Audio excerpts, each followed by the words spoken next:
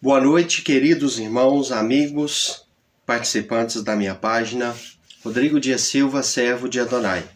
É um prazer, uma alegria imensa retornar aqui nesta noite, conforme foi combinado, para nós, mais uma vez, estudarmos um pouco as Sagradas Escrituras, fazemos uma reflexão em tudo aquilo que viermos a aprender com o livro de Oséias. Estamos aqui estudando, começamos ontem, aqui vamos fazer uma série de estudos bíblicos dentro deste livro.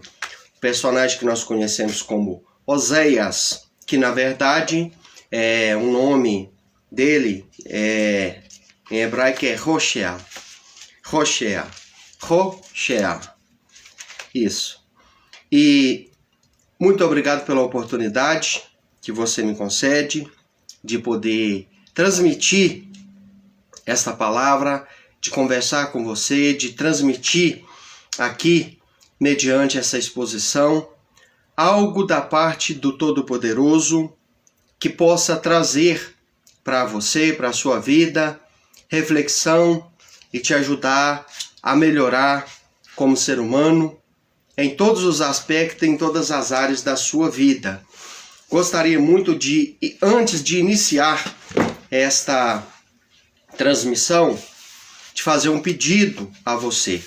Você que está sempre acompanhando, que sempre assiste essas transmissões, o trabalho que eu sempre coloco aqui pelo Facebook, também pelo YouTube, que você possa estar compartilhando esses trabalhos, porque a única finalidade deles é alcançar outras pessoas e abençoar estas pessoas. Eu quero pedir também você que visite a minha página Rodrigo Dias Silva, o canal que tenho no YouTube, Servo de Adonai. Da mesma forma, você procurando lá pelo meu nome, Rodrigo Dias Silva, você vai ver lá, o canal Servo de Adonai. Então, ficarei muito feliz, muito satisfeito se você comparecer, assistir ali um pouco dos vídeos. Se for da tua vontade, você se inscreva, deixa ali o seu comentário, deixa ali o seu joinha, para fortalecer os canais, porque esta é uma forma da gente estar utilizando das redes sociais para disseminar a palavra do Eterno, a palavra poderosa para trazer modificação para a vida de muitas pessoas. Antes de prosseguir, eu gostaria de fazer uma oração nesta noite em favor da vida das pessoas que vierem a assistir essa transmissão. Desde já, quero dar aqui o meu abraço, mandar meu abraço a todos os irmãos que já estão aqui participando, que vão ver posteriormente este trabalho. Que o Todo-Poderoso abençoe de uma forma maravilhosa. Pai querido e santo, neste momento eu entro diante de Ti em oração. Agradeço ao Senhor pelas bênçãos recebidas neste dia. Muito obrigado, Pai querido, santo, justo, fiel e verdadeiro. Hakadosh Baruch Hu, louvado seja o Teu nome, ó Eterno, pela grande maravilha que é o dom da vida, pelo direito de respirar, pela saúde, pela vida. Muito obrigado, Senhor, pela nossa família com saúde, pelo nosso corpo com saúde. Muito obrigado por nos ajudar a vencer as dificuldades do dia a dia. Muito obrigado pelo dia de trabalho que o Senhor nos ajudou a exercer, a executar as tarefas que o Senhor nos ajudou a executar, Pai. Agora estou aqui nesta rede social, com esta oportunidade de dar prosseguimento neste estudo da Sua Palavra, que vem, meu Senhor, de encontro com a necessidade de todos nós, nestes dias de intensa batalha e dificuldade que estamos enfrentando aqui na nossa nação brasileira. Que esta palavra, Senhor, este ensinamento, esta reflexão, ela possa alcançar vidas que estão do outro lado, e o Senhor possa estar abençoando de uma forma maravilhosa e beneficiando a todos quanto vierem assistir posteriormente este trabalho. Muito obrigado, Eterno, no nome de Yeshua, o teu Filho amado. Baruch Shem Kevut Malhuto Leolam Vaed. Amém. Louvado seja o nome do Senhor. Meus queridos irmãos, vou estar lendo aqui um texto base que nós escolhemos para ficar como reflexão e estarei novamente retornando, me reintroduzindo aonde parei na parte deste estudo. Livro de Oséias, capítulo 4, a partir do versículo 1, diz assim: Ouça a palavra de Adonai, povo de Israel, pois Adonai possui uma acusação contra os habitantes da terra. Há algumas traduções que diz o Senhor tem uma contenda com os moradores da terra. Pois não existe verdade e nem amor fiel, ou conhecimento de Deus na terra. Apenas xingamentos, mentiras e assassinatos, roubos e adultérios. Eles ultrapassaram todos os limites com um crime de sangue, seguido por outro. E por isso a terra lamenta e toda a vida ali se abate. Também os animais selvagens e pássaros do céu, até os peixes do mar são removidos. Glórias ao nome do Todo-Poderoso. Meus queridos, é a segunda parte desta mensagem, deste ensinamento.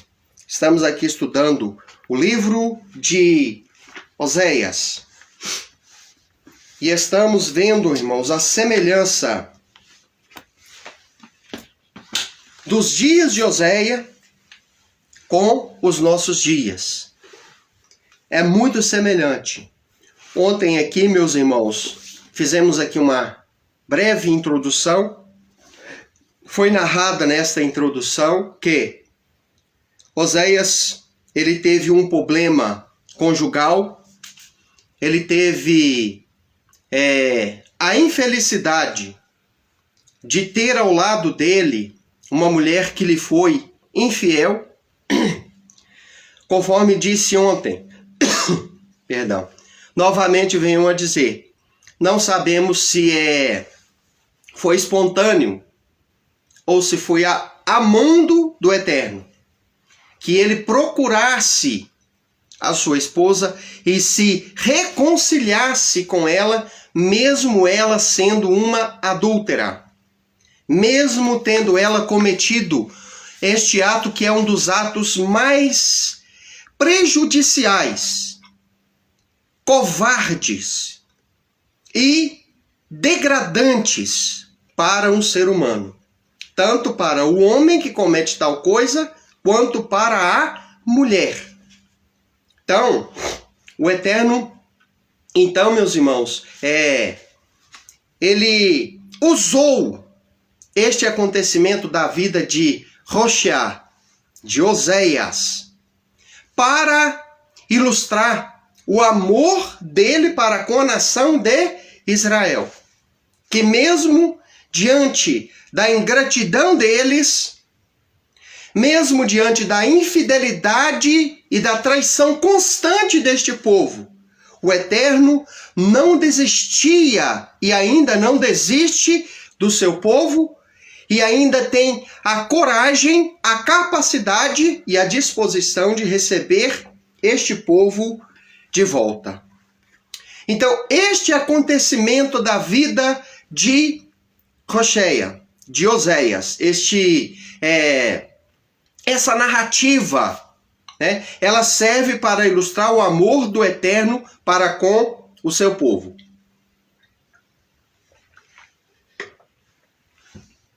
É muito interessante nós vermos isso. Por quê? Porque nós também, meus irmãos, temos muitas falhas diante do Eterno. Cada ser humano neste mundo tem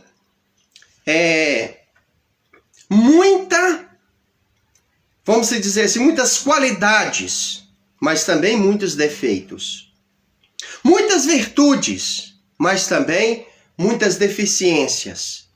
Todo ser humano em cima desta terra, ele tem os seus acertos, mas ele também tem os seus erros. Então, como povo eleito pelo Eterno, o povo de Israel teve lá também os seus erros, suas deficiências, teve também as suas debilidades. E é muito bom para nós, irmãos, olhar para este livro e ver este acontecimento, embora para Oséias não foi fácil, porque só quem já passou por isso sabe o que é isso. Ser vítima da infidelidade do cônjuge é algo extremamente terrível, né? E a gente vê que tem algumas pessoas que se desestruturam de maneira que ela entra em depressão, ela entra em crise na área psicológica, física, muitos ficam doentes, emocional, profissional, muitas pessoas são até demitidas do serviço, outros pedem demissão, e isso é tão prejudicial para a vida de um cônjuge, a traição, que muitas das vezes a pessoa comete até suicídio. E isso sem dizer, irmão, o quanto que isso prejudica a família. Porque geralmente, depois de um ato desse, há o divórcio, né? E foi muito prejudicial para Oséias. Mas toda a história de reconciliação, toda a história de amor incondicional é para nós, irmãos, um motivo de grande contentamento e alegria, pois ilustra muito bem o amor do Eterno, nosso Criador, para o qual todos nós seres humanos, muitas das vezes, por mais que nós nos esforçamos, mas nós temos a condição de dizer, irmãos, que somos infiéis. Mesmo nos esforçando, em alguma área, de alguma maneira, a gente acaba cometendo algum deslize. Então, sendo assim, é muito bom para nós, irmão, olharmos para esta história, toda esta narrativa e ver que aquele Criador fiel, que nunca erra conosco, que se mantém na qualidade de fiel, nos aceita de volta, nos chama de volta, nos recebe de volta e está disposto a nos redimir, nos resgatar para continuar o relacionamento conosco. Então, meus queridos e amados, este livro que traz essa história para nós, ela é uma história muito maravilhosa, muito boa, esperançosa, que renova as nossas esperanças, porque depois de cometer algum tipo de transgressão, de deslize, o ser humano, ele se arrepende, ele se volta para o Eterno em reflexão, e ele se pega pensando, muitas das vezes, e dizendo, por que eu fui fazer tal coisa? Será que o Eterno vai me perdoar? Será que o meu Criador vai me receber novamente?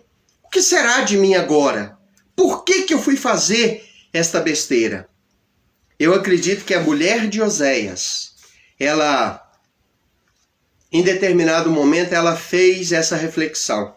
Assim como a parábola do filho pródigo narra que em determinado momento, o filho pródigo que cometeu absurdos, que pecou, que errou, que transgrediu contra a vontade do pai, ele caiu em si e reconheceu seus erros e quis retornar. Mas ele pensou, será que o meu pai vai me perdoar? Depois de tudo que eu fiz, será que ele vai ter disposição para abrir a porta da sua casa e me receber de volta? E nós sabemos que o pai o recebeu com alegria, a ponto de colocar novamente um anel no seu dedo, símbolo da autoridade e da condição de filho, e sandálias nos seus pés, símbolo da liberdade de um filho e não da condição de escravo, porque todo escravo naquela época andava descalço. Toda pessoa naquela época que se olhasse para ela e ela estava descalça, era símbolo e sinônimo de escravidão, pois só os escravos andavam descalço. E nós sabemos que o pai, ele recebeu de volta o filho pródigo. Assim também o pai recebe todos nós. E assim também ilustra o livro de Oséias, que a sua esposa infiel abandonou ele para ir morar com outro homem, para ir viver uma vida extraconjugal com outro homem, e ele resgata ela, recebe ela, redime ela, restabelece a condição de esposa para ela novamente e continua o seu relacionamento com ela. Isso ilustra o relacionamento do pai, a disposição do pai, do Eterno, o nosso Criador, em receber Israel novamente. E em receber a todo aquele que crê no seu perdão novamente. Vimos também, meus irmãos, aqui os sentimentos de Oséias, impregnados dentro deste livro. Sentimentos conflitantes de amor e muitas das vezes, irmãos, frustração. Um sentimento de, às vezes, revolta e, ao mesmo tempo, irmãos, de esperança, de reconciliação, de disposição de reconciliação, de perdoar a sua esposa. Então, Oséias, irmãos, ele impregnou este livro, o qual foi escrito para ilustrar o amor do Eterno para com a nação de Israel, de sentimentos conflitantes. Assim, nós vemos, meus irmãos, também o Eterno, ora demonstrando um amor grandioso, ora demonstrando um sentimento, irmãos, de repulsa pelo ato hediondo cometido pelo seu povo ao decidir pecar, se afastar do Eterno. Vamos aqui então, novamente, entrar, depois desta breve recapitulação, entrar no estudo. Continuando. A indiferença de Israel e a sua rebeldia frente às manifestações da paciência e da misericórdia do Eterno são expressas em uma linguagem sintética, concisa, feita de frases tão curtas e expressadas que, às vezes, torna-se obscura e de tradução difícil e incerta. Então, houve um determinado momento que Israel mostrou indiferença. Uma indiferença grande. Uma indiferença, meus irmãos, muito grande e uma rebeldia frente às manifestações de paciência e de misericórdia do Eterno. E, infelizmente, irmãos, é isso que desencadeia os castigos e a ira do Eterno para com o seu povo. Foi assim com o seu povo de Israel no passado, é assim com o seu povo de Israel também nos dias de hoje, com o seu povo, o povo escolhido, também nos dias de hoje. A demonstração do Eterno, irmãos, de paciência, de amor, de misericórdia, precisa ser correspondida à altura. Se o Eterno, ele demonstra sentimentos dessa natureza, precisamos ser recíprocos. E demonstrar também um sentimento recíproco de receptividade para com aquela palavra. E nós vemos, irmãos, aqui o estudo comenta uma realidade. que a reação de Israel, muitas das vezes, foi ao contrário. Foi ao oposto. Foi diferente daquela esperada. Foi diferente daquela reação expressada pelo Eterno e que precisava ser recíproca, demonstrada à altura e não ao oposto. Israel, muitas das vezes, diante dessas manifestações de misericórdia, de amor, de longanimidade, a paciência longa, prolongada do Eterno, ele demonstrou ao contrário, demonstrou a rebeldia, demonstrou a ingratidão, demonstrou muitas das vezes a indiferença, ou seja, para mim tanto faz. Eu não ligo para estas palavras. Eu não ligo, eu não dou a mínima para estes ensinamentos, para estas instruções. E isso, irmãos, é uma das coisas pior na vida do povo escolhido. Na vida de quem o Eterno escolhe. A pessoa entra em declínio. A nação entrou em declínio. E pessoas nos dias de hoje entram em declínio quando esse tipo de comportamento ele ganha espaço na vida da pessoa ou da nação ou de um povo. Essa indiferença.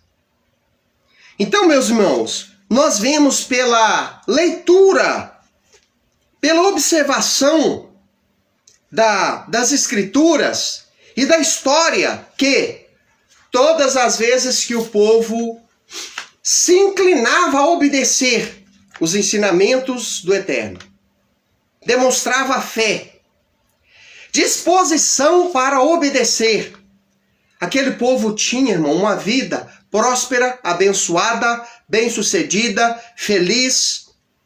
E mesmo diante de crises, guerra, eles tinham vitórias grandes. Porque o Eterno estava com eles e lhes garantia essas vitórias. Mas a partir do momento que entrava esta indiferença, a ingratidão, e que faltava fé, e que o povo começava a pecar, a desobedecer, a partir deste momento, irmãos, entrava o juízo do Eterno. E não é diferente também nos dias de hoje, irmãos. Não é diferente também nos nossos dias. Por que vinha a espada, a fome e a peste, as três calamidades tradicionais, irmão, usada pelo Eterno desde que o mundo é mundo, para corrigir, para açoitar os seus filhos. É essas três calamidades: a fome, a peste e a guerra.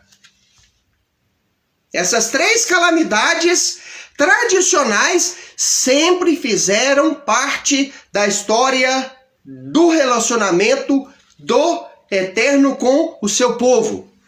Sempre fizeram parte da história da humanidade.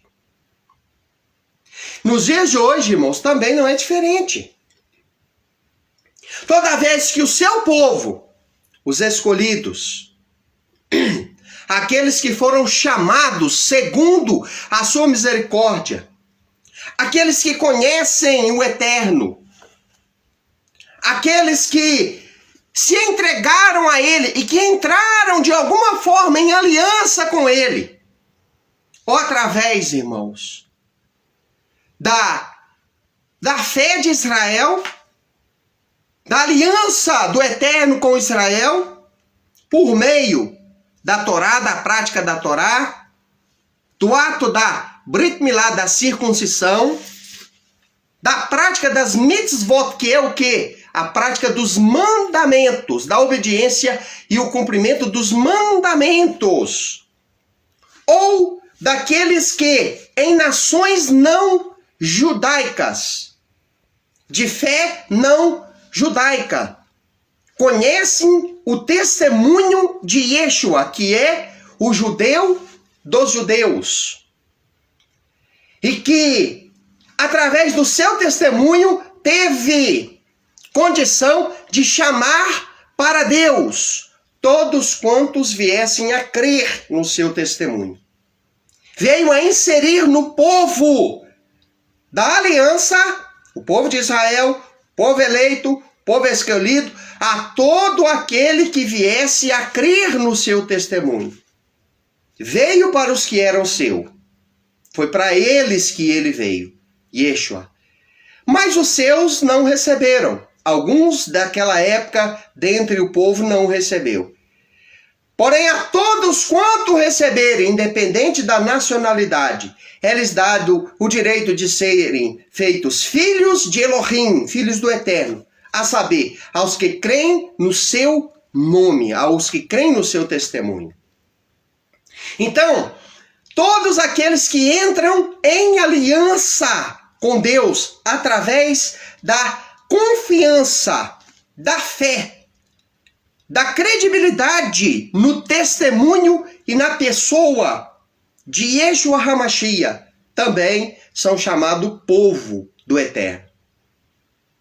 Então, meus queridos, voltando aqui ao raciocínio, este povo da aliança, quando decide transgredir, o Eterno vai falar com eles com amor. Vai os exortar com amor. Vai os chamar de volta ao retorno, a fazer um retorno. Você já viu quando você vai em uma contramão, entra em uma via de contramão em algum local porque não observou bem a placa? E de repente você vê os carros buzinando para você, você olha, opa, eu estou errado aqui. O que você faz? Você faz uma conversão, você faz um retorno. Você procura um local apropriado e faz uma conversão, um retorno. Então, é isso que a pessoa deve fazer e que o Eterno conclama a pessoa a fazer. Quando Yeshua veio ao mundo, alguém antes dele já estava proclamando a mensagem que ele chegou no mundo proclamando. Quando ali, depois de ter sido batizado por Yohanan Hamatzbeu, João Batista. João Batista chegou e ele começou a pregar. Até chuvar, ou seja, o retorno para Deus, o arrependimento, o retorno para o Eterno, através, irmãos, da fé, da obediência, da prática que o Eterno estabeleceu para o seu povo. Yeshua fez a mesma coisa. Yeshua chegou, veio, e a mensagem dele era: arrependei-vos, ou seja, retornem para o Eterno, porque é chegado até a vós o reino de Elohim. Então, esta foi a mensagem. Porém, meus irmãos, quando o homem recusa, aí entra essas três calamidades. E na época de Oséias, vamos voltar ao livro, irmãos. Infelizmente, eles estavam nessa condição. E o Eterno usou Oséias, irmãos, para denunciar a transgressão daquele povo, o pecado daquele povo, e para avisar: se vocês permanecer nessas condições, vocês vão pagar um preço muito alto. O preço vai ser alto. E nós vemos aqui, irmãos, ele falar no capítulo que lemos aqui, no capítulo 4, a partir do versículo 1.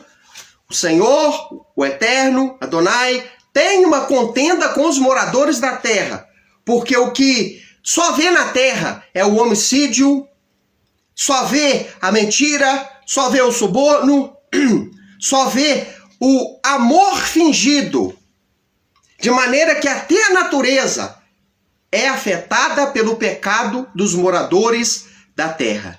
Então, meus irmãos, o Eterno estava chamando eles, a atenção deles, para que eles viessem a reconhecer seus erros, suas falhas e voltassem para os trilhos. Por quê? Porque senão viria sobre ele as 3 calamidades tradicionais. E vimos aqui, irmãos, que uma delas, sobreveio sobre eles, que foi a guerra. Voltando aqui então, irmãos, à leitura, à explanação, à exposição aqui. Voltando aqui, novamente então, meus irmãos, o começo da mensagem de Oséias é de um extraordinário vigor dramático, a partir da consideração da sua própria vida conjugal e das circunstâncias que rodeavam o profeta. Então ele denuncia a infidelidade de Israel para com o Eterno, que apesar de tudo, continua considerando o seu povo escolhido. Então, a partir do relacionamento pessoal, conjugal de Oséias com a sua esposa, é então traçada uma mensagem. E ele extrai uma mensagem para direcionar ao seu povo. Todos naquela época, irmãos, conhecia a história daquele profeta, sabia o que estava acontecendo com ele.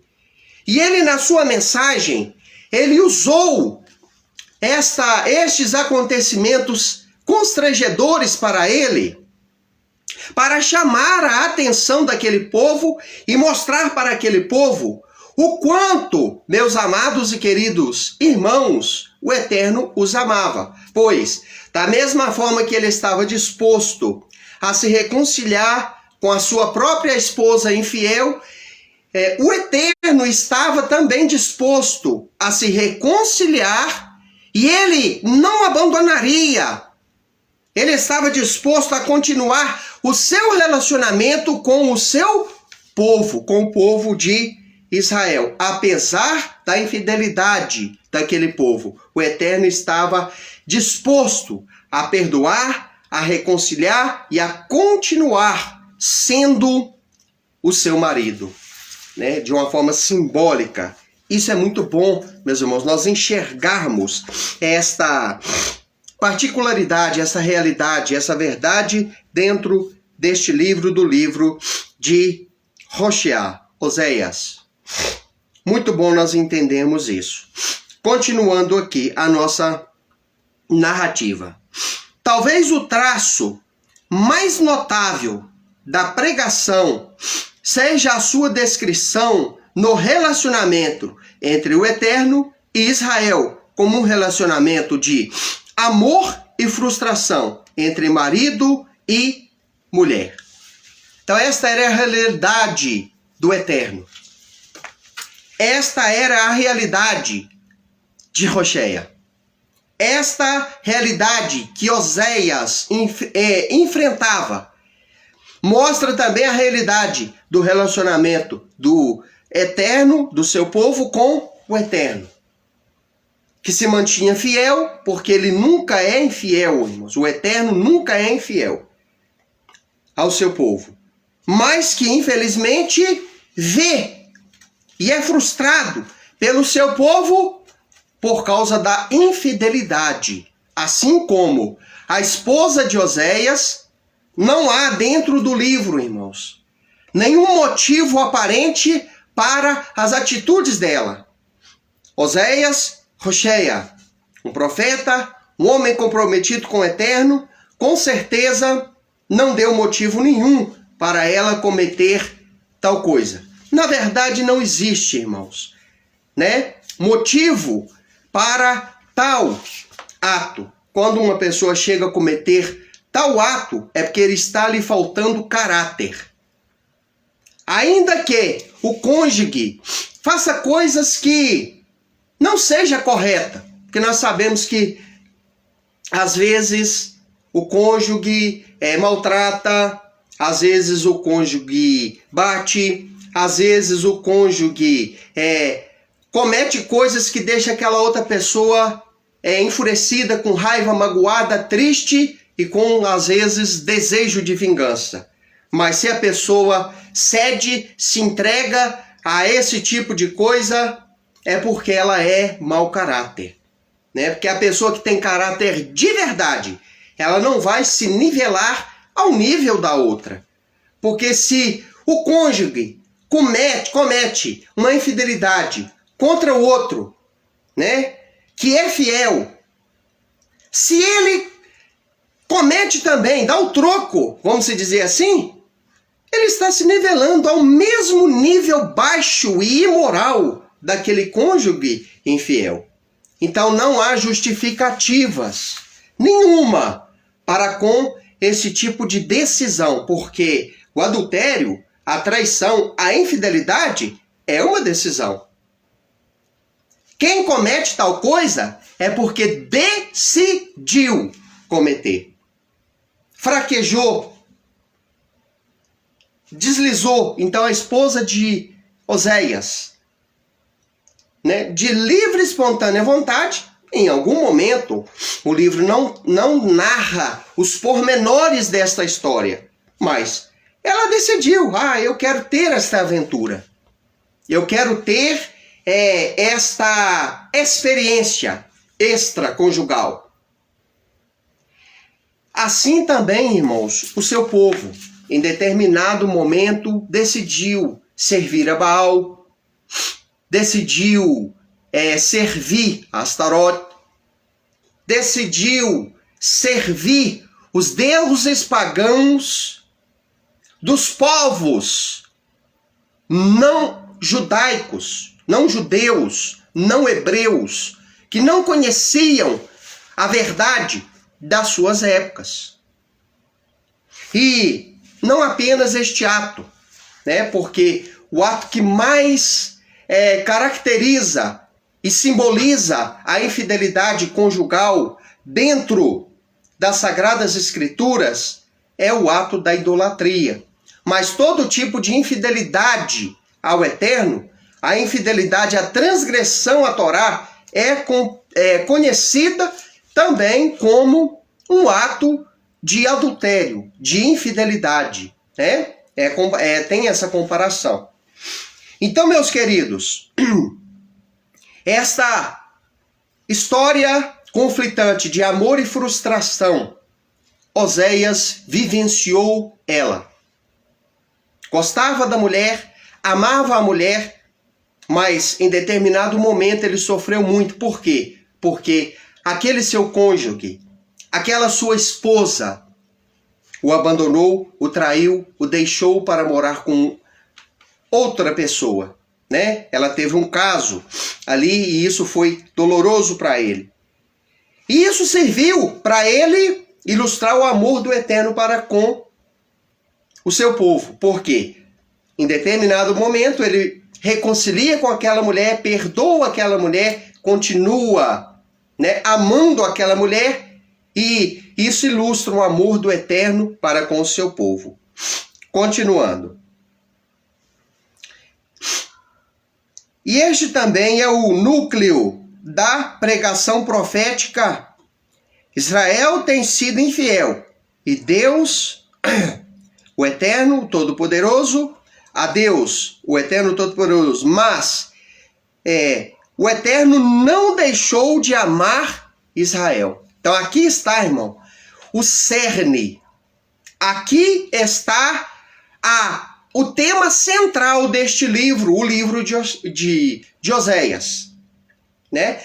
O objetivo maior, a essência do livro está aqui, no amor do Eterno, né, para com a sua nação escolhida, eleita, comparada como esposa. Em vários outros textos, em Jeremias, em Isaías, né, Yeshayahu, em outros livros, irmãos, proféticos, dentro da Bíblia Sagrada, nós encontramos essa comparação. O Eterno como esposo, a nação de Israel como esposa. Ou às vezes o Eterno como noivo e Israel como noiva. Dentro das Sagradas Escrituras, nós encontramos cheio, irmão, ela está cheia desse tipo de narrativa, de parábola, de história, de versículos mostrando, fazendo essa comparação. Israel, noiva ou esposa. E o Eterno, o Criador, Deus o Todo-Poderoso, marido ou noivo. Então, é assim. Então, a mensagem, ela se resume a isto.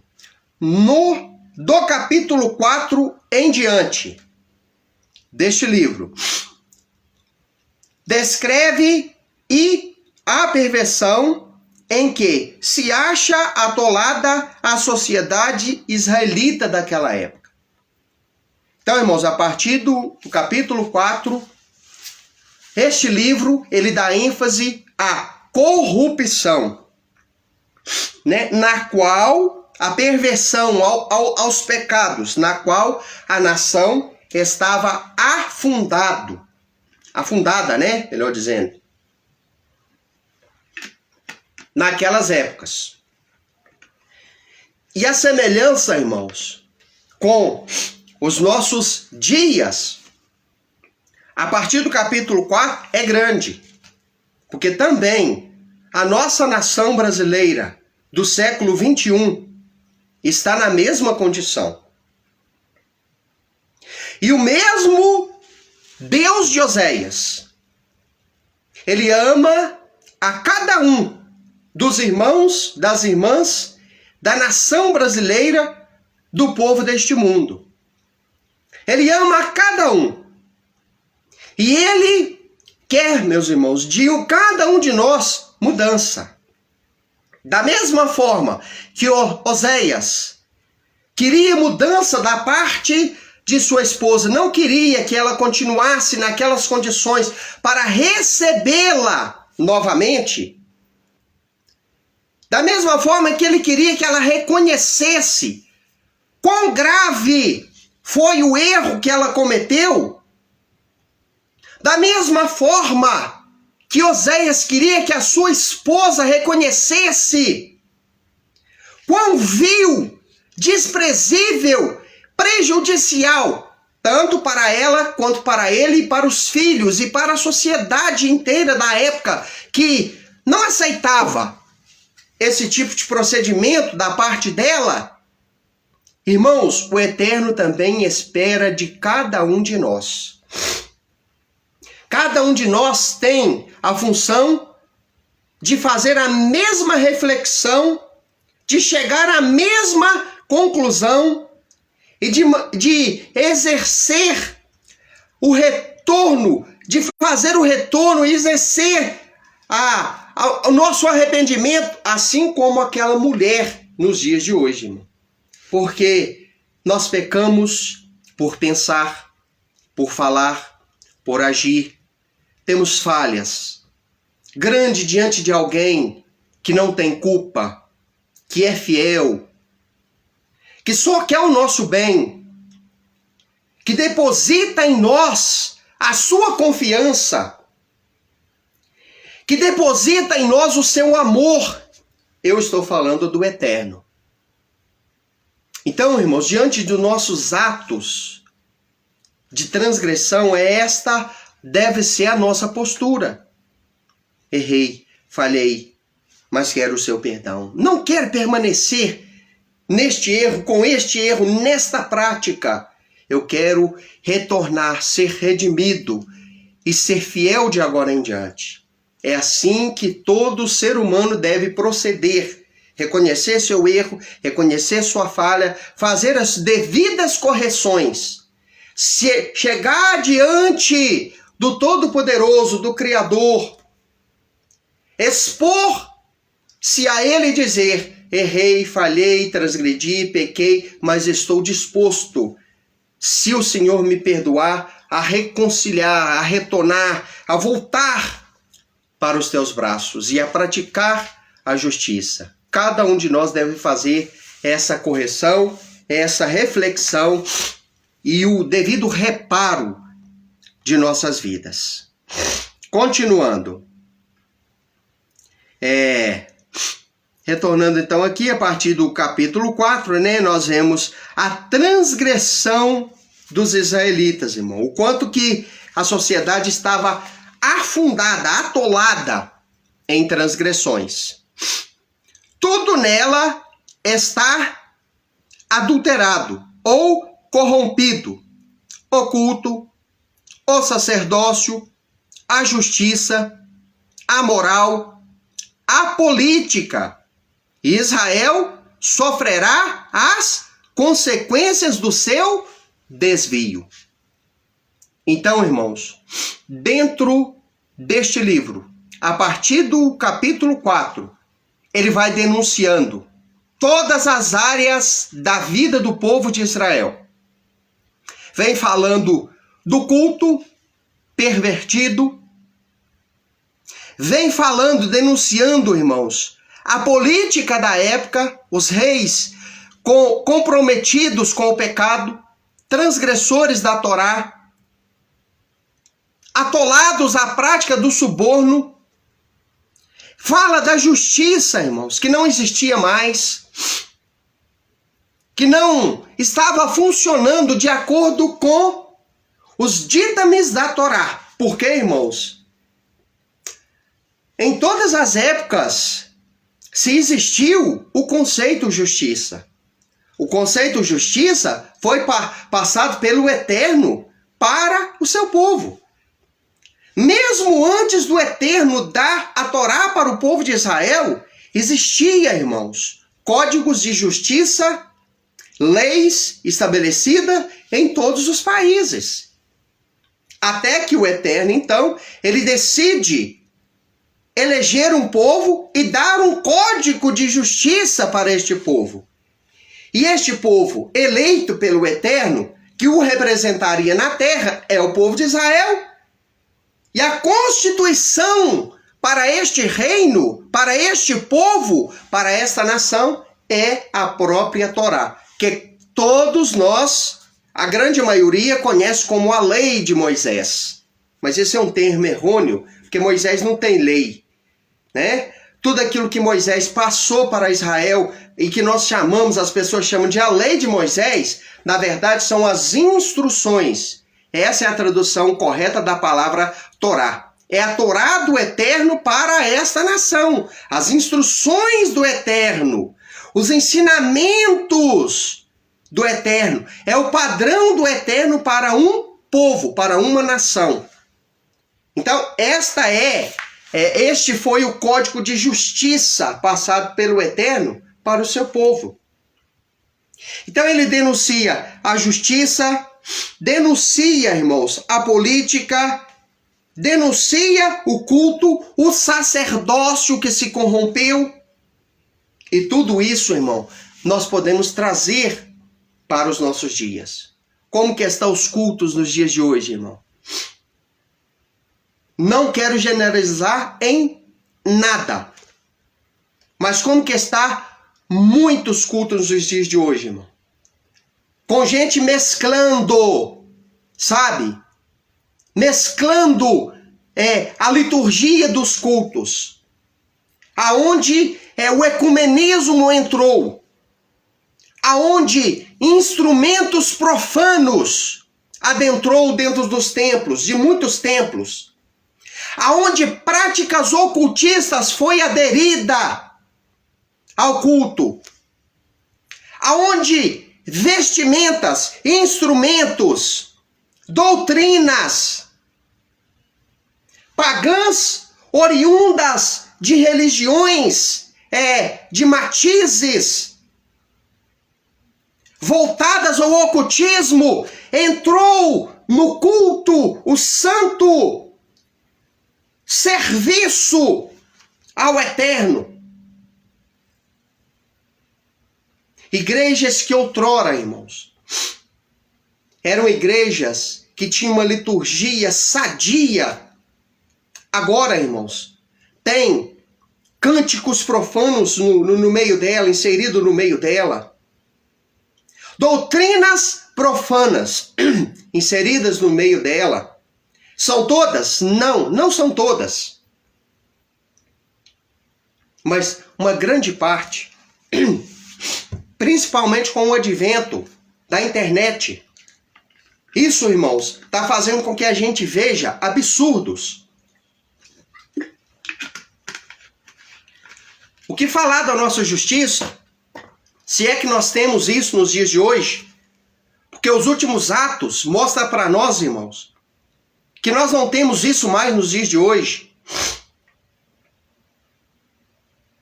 Que não existe mais justiça. Pelo menos aqui no nosso Brasil, não existe mais. O que dizer da política? A guerra que virou. Quem tem boas intenções está sendo calado. Quem tem intenções boas tem sido excluído, tem sido colocado de lado. E quem não merecia subir e chegar a lugar nenhum está sendo colocado para administrar. Então isso é justiça? Pessoas que estão sendo caladas e impedidas de falar, pessoas que pacificamente têm protestado e têm sido chamadas de pessoas transgressoras, terroristas. Isso é justiça? Não, não é. E da mesma forma que o Eterno avisou eles naquela época, o Eterno também avisa nos dias de hoje. Vai ter um preço a se pagar. Vão pagar. Oséias diz para eles, vocês vão pagar, a nação vai pagar um preço alto por tudo isso que está acontecendo. Os que estão cometendo tal coisa vão pagar um preço alto, muito alto, por tudo que está acontecendo. E eles pagaram, irmão. Veio o cativeiro assírio, veio o cativeiro babilônico, veio posteriormente o cativeiro romano, aonde muitos irmãos, ali foi a destruição, né, de Jerusalém, destruição do templo, a segunda, né, destruição ali do segundo templo, na época de Yeshua, bem depois, né, um pouco depois, foi profetizada por ele. Então, irmãos, na época de Oséias eles foram avisados. E hoje, irmãos, infelizmente, nós estamos sofrendo as consequências de atos do passado. De coisas que foram feitas no passado. Um pecadinho daqui, um pecadinho de lá. Uma introdução de movimentos errados, movimentos estranhos no meio do povo de Deus. Foi deixando um suborno daqui, um suborno de lá. Uma corrupção daqui, outra corrupção dali, outra de lá. E assim, como se diz a expressão, o caldo foi entornando. E agora o caldo está entornando para valer. Uma hora, irmãos, a conta chega. É igual cartão de crédito. A pessoa que não tem controle vai usando. Dá um jeitinho daqui, dá outro jeitinho dali. E vai virando uma bola de neve. Quando ela assusta, a fatura chega, ela fala, poxa vida, agora eu estou enrolado. Então a fatura uma hora acaba chegando. Para finalizar, vamos aqui finalizar. Então, meus irmãos, o Eterno avisou o seu povo e disse, né, que eles pagariam um preço por causa... teria consequências, o seu desvio teria consequências. Contudo, ainda há lugar para a esperança. Evoca o capítulo 11. Olha o que diz o capítulo 11. Com palavras comoventes, o meu povo é inclinado a desviar-se de mim. Versículo 7 do capítulo 11. Mesmo assim... atraí-vos com cordas humanas, com laços de amor. Versículo 4. Depois no capítulo 14. Tendo suplicado, volta, ó Israel, para Adonai, o teu Deus. Versículo 1. O profeta anuncia, curarei a sua infidelidade. Eu de mim mesmo os amarei. Versículo 4. ninguém antes havia proclamado com tanta veemência profética e intensidade que é maior a profundidade do amor do Eterno que os abismos do pecado, que sobre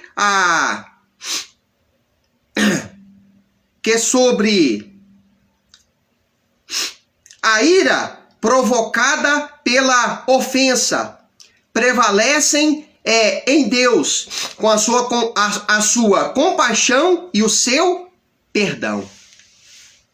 Então, meus queridos irmãos, o Todo-Poderoso, o Eterno, ele anunciou: vai haver um preço para tudo que vocês estão fazendo.